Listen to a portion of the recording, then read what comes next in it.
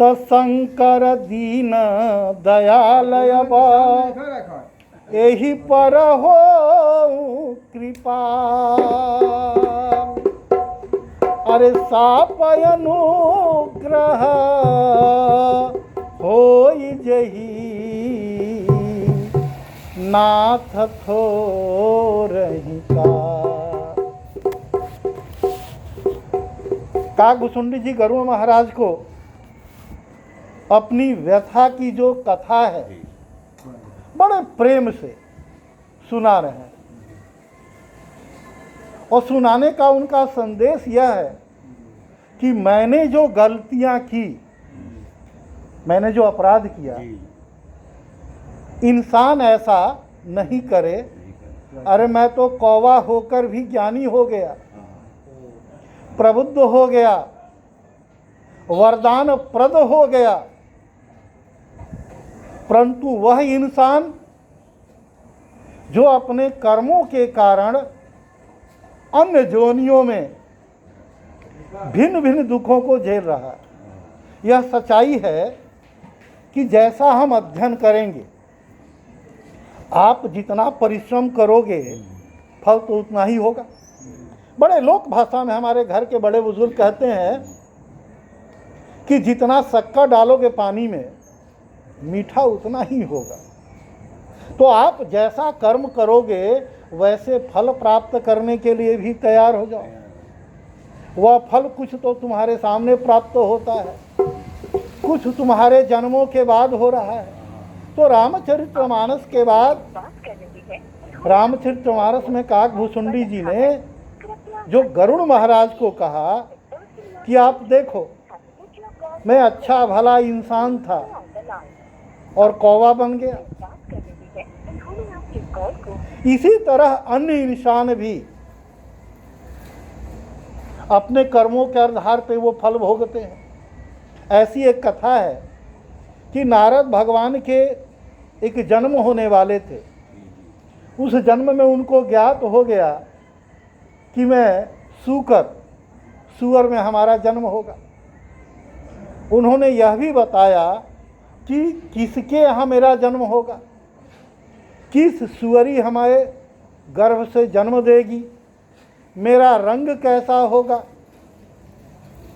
उन्होंने अपने भक्तों से कहा कि देखो, मैं सुअर का जीवन नहीं व्यतीत करना चाहता हूँ, फलाने तारीख को मेरा जन्म होगा, अब तुम लोग जाना और उससे खरीद करके उसके गले को मरोड़ देना ताकि मेरी मुक्ति मिल जाए। मैं सुअर का जीवन नहीं व्यतीत करना चाहता, मैं मैले कुचैले गंदे सामानों को नहीं खाना चाहता। आखिर हुआ ऐसा ही। भक्तगण गए, उन्होंने उसके यहाँ वो सुअर का बच्चा देखा, वैसा ही भूरा, वैसे ही आँखों पे दाग। उन्होंने उस सुअर के बच्चे को, जिसको लोग छौना भी कहते हैं, भक्तों ने खरीद लिया। और जैसे ही उसकी गला मरोड़ने का लोगों ने प्रयत्न किया, उस सुअर से एक आवाज़ आई कि मेरे भक्तों छोड़ दो, मुझे इसी योनि में सुख मिल रहा है। ये धर्मशास्त्र की सच्ची कथा है। इसी तरह यदि हम अपने कर्मों पर, काकभुसुंडी के गुरु के कर्म का बल था कि भगवान ने जो श्राप दिए, तत्पश्चात उन्होंने वरदान भी दिया। तो एक संदेश यह भी है कि हम अपने गुरु का सम्मान करें। हमारे घर के जो 3 गुरु हैं, माता पिता और दीक्षा देने वाले गुरु, ज्ञान देने वाले गुरु, ताकि अगर हमारे बुरे कर्म हो तो उनके फल से, उनके तपस्या से वह हमारे दुख भी दूर हो जाए। और आप देखो, कौन सा पिता है जो नहीं चाहता है कि हमारा पिता योग्य नहीं हो? ये सभी चाहते हैं, हर माँ हर पिता चाहते हैं। तो हर इंसान का पहला गुरु उसके माता पिता हैं, तीसरे गुरु उसके ज्ञान गुरु हैं जो उसे मार्गदर्शन देते हैं। आज यह तीनों उपेक्षित हैं। आज काकभुसुंडी के गुरुजी प्रत्यक्ष खड़ा होकर भगवान से विनम्र प्रार्थना कर रहे हैं और कह रहे हैं, शंकर दीन दयालय एहि पर हो कृपाल, सापय अनुग्रह हो जई, नाथ थोरे ही काल। हे दिनों पर दया करने वाले कल्याणकारी शंकर, अब इस कृपालु हो जाइए, कृपा कीजिए। इसने जो गलतियां की है हम इसके गुरु होकर क्षमा मांग रहे हैं। कल के अभिभावक थे कि बच्चों से अगर कहीं गलतियां हो जाए तो अभिभावक कहते हैं कि क्षमा कीजिए, मैं आपसे क्षमा मांग रहा हूं। हमारे बच्चे ने, हमारे भाई ने, हमारे पुत्र ने अगर किसी तरह का कोई अपराध किया है तो इसके लिए क्षमा मैं मांग रहा हूं। लेकिन आज के अभिभावक झगड़ा करने के लिए तैयार हो जाते हैं, तो परिणाम झगड़ा से झगड़ा ही होगा और अंतिम परिणाम किसी भी झगड़े का, किसी भी समस्या का शांति के द्वारा ही होता है। तो पूर्व में ही अगर हम कर लें तो जो हमारा नुकसान होगा, मानसिक होगा, आर्थिक होगा, शारीरिक होगा, तो उस नुकसान से तो हम बच जाए। आप बताएं, अगर काकभुसुंडी जी के गुरु अच्छे नहीं होते, अगर गुरु नहीं होते तो भगवान शंकर से प्रार्थना करके इन्हें मुक्ति की बात कौन करता। और कह भी रहे हैं, एहि कर होई परम कल्याणा, सोई करहूँ अब कृपा निधाना। विप्र गिरा सुनी परहित बानी, एवं स्तुत भई न भवानी। मृदुल, विनम्रतापूर्ण, सादगीपूर्ण, शरणागत पूर्ण गुरु ने भगवान शंकर से प्रार्थना किया। बल्कि गुरु बड़े क्रोधित हैं कि गुरु का अपमान का अर्थ हुआ कि ईश्वर का अपमान, भगवान का अपमान मैं सहन नहीं कर सकता, सिद्धांत समाप्त हो जाएगा। अगर सिद्धांत को बचाना है तो मुझे तुम्हें दंड देना होगा। उन्होंने दंड दिया भी, लेकिन गुरु की अनुग्रह, गुरु की विनम्रता। तो प्रत्येक इंसान के जीवन में अगर गुरु हो, अगर गुरु नहीं हो तो हम अध्ययन नहीं कर पाएंगे।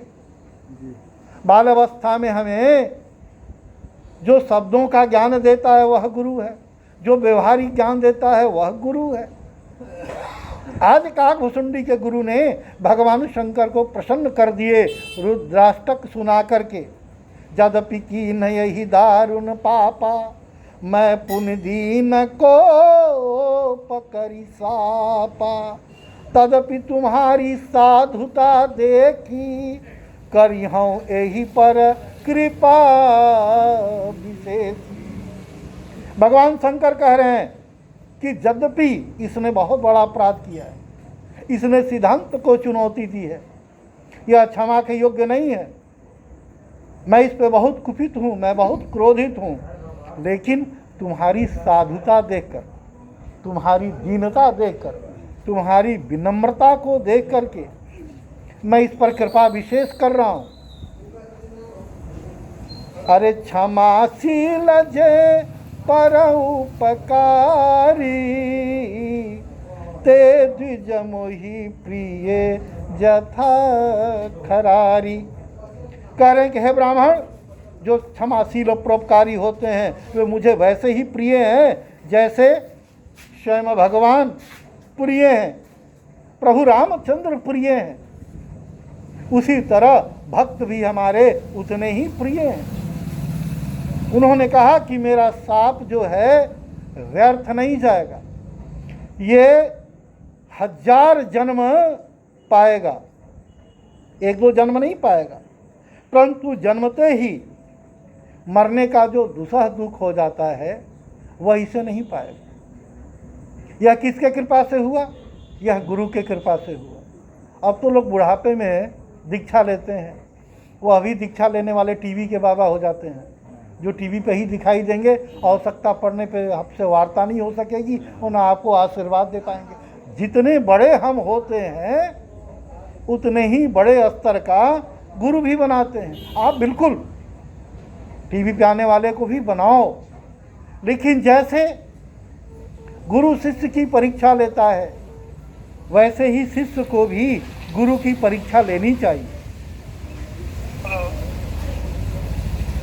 एक बड़ी ही विचित्र घटना है।